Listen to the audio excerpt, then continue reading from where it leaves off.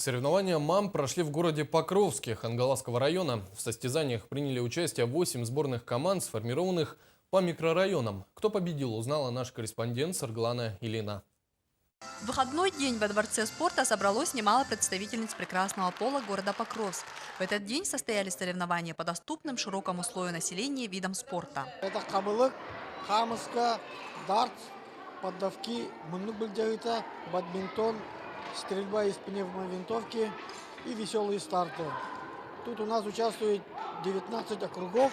Идея провести спортивный праздник среди мам принадлежит Гере Афанасьевне Шишигиной, члену Женсовета. Что это инициатива депутатов города Покровск, и наши депутаты приняли очень активное участие в организации этих соревнований. Они составили по своим округам, нашли участников соревнований, во-первых.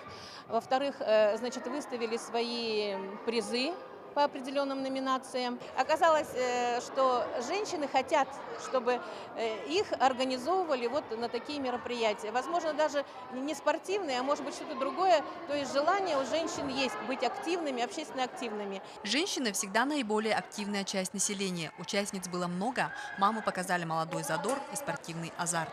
Я думаю, что такие мероприятия надо проводить почаще.